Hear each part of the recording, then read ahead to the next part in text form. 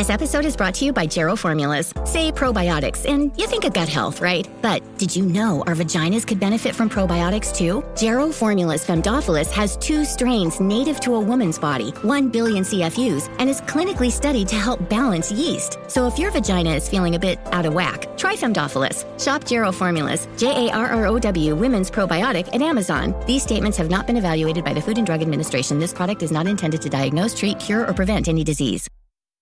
When you're in the zone, you need to be focused. Bring your A game with Starbucks Double Shot Energy. Packed with B vitamins, guarana, and ginseng, Starbucks Double Shot Energy is the perfect pick-me-up. And it comes in delicious flavors, including vanilla, mocha, white chocolate, coffee, and their newest flavor, caramel. Own the day with Starbucks Double Shot Energy. Available online as well as at grocery stores, convenience stores, and gas stations nationwide. This is Optimal Relationships Daily, episode 1807. 4 Simple Tips for Confronting Someone Who Hurt You, by Raeeka, with tinybuddha.com. Hello, everybody, and welcome back to ORD with me, your host and narrator, Greg Audino. I'm here with you every single day, reading from articles that can help you improve the many relationships in your life. Articles written by a variety of different authors on the web, often with backgrounds as therapists, psychiatrists, coaches, and the like. And today, I'll be featuring a post from Tiny Buddha, which is a website that has a huge array of posts covering all different types of personal development. And this one today focuses on how to confront someone who hurt you, which can be awfully hard to do the right way, or even at all. So let's jump right into it as we optimize your life.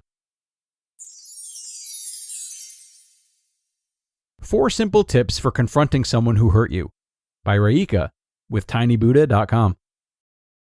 Quote, "To get something you never had, you have to do something you never did." Unknown.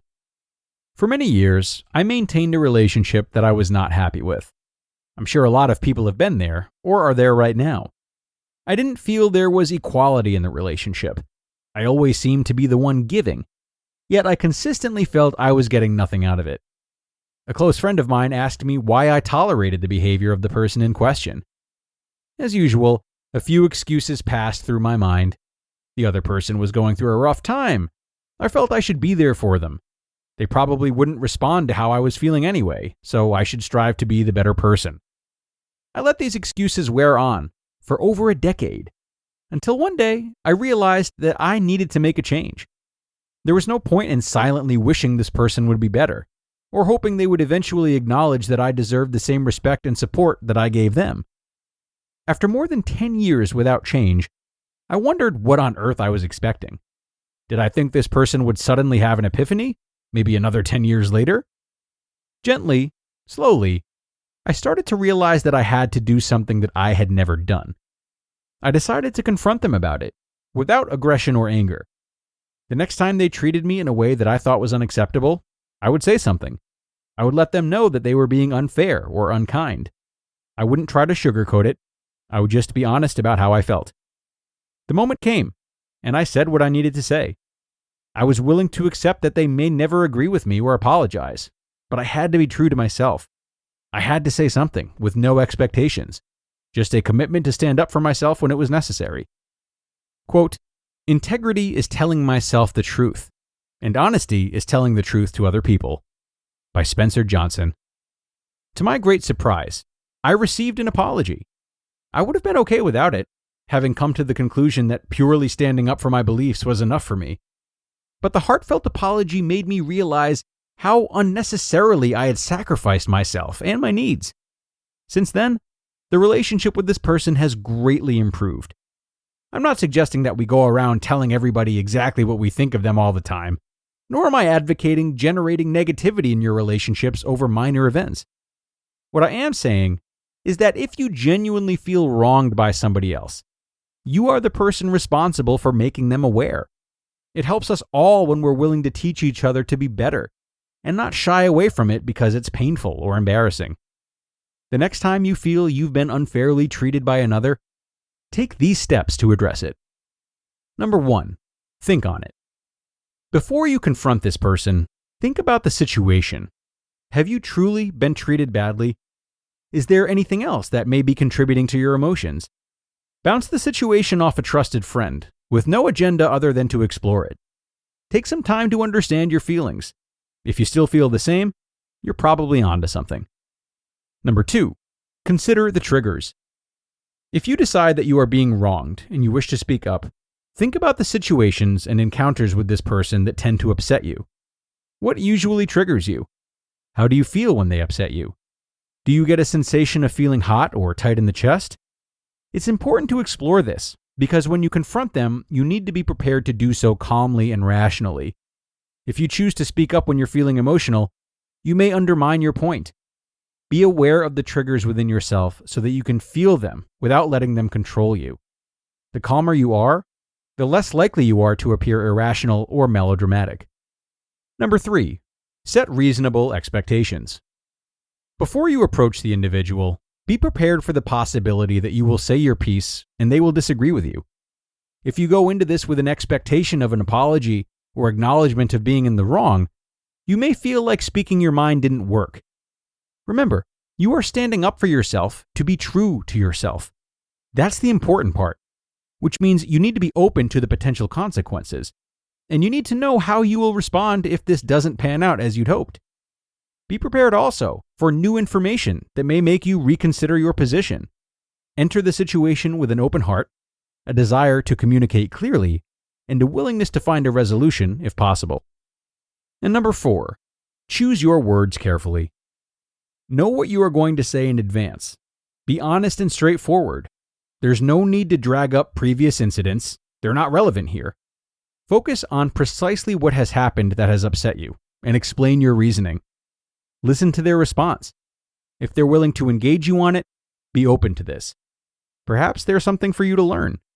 If they respond with anger or aggression, be gentle but firm in your position. Remember, this is an opportunity to stand up for your truth. You'll feel proud of yourself if you can be clear and honest, even if the outcome isn't what you hope it will be.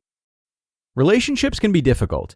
I empathize with the pain, worry, and anxiety you may feel when communicating your needs to someone that you care about. It might feel like an impossible challenge. But remember, quote, each time we face a fear, we gain strength, courage, and confidence in the doing. You just listened to the post titled, 4 Simple Tips for Confronting Someone Who Hurt You by Raeeka with tinybuddha.com. The hit series Claim to Fame is back on ABC. From executive producers of Love is Blind and hosted by superstar brothers Kevin and Franklin Jonas, watch and play along as these new celebrity relatives do whatever it takes to keep their famous family a secret. Don't miss Claim to Fame, new Mondays at 8, 7 Central on ABC and stream on Hulu. The new 2023 Ford Escape is the perfect getaway car. Featuring an available 13.1-inch center stack screen, 360-degree camera, and Bang & Olufsen sound system and spatial flexibility for extra legroom. The new 2023 Ford Escape. Learn more at Ford.com. Some models, trims, and features may not be available or may be subject to change. And thanks so much to Raeeka for this guide that I am sure many of us needed to hear now or will need to hear at some point in the future. It can be hard to stand up for ourselves like this sometimes. Or even if you are someone who feels very confident when it comes to standing up to others, including loved ones, that doesn't mean that it's always being done effectively. And I think this post did help with how to have more quality confrontations, which is more important than a higher quantity, I might argue. One thing that stood out to me that I wanted to offer my thoughts on is Raeeka's note about talking to a trusted friend before initiating a confrontation. Now, I really love this idea, but I think it's also important to consider the biases of who you might be speaking with.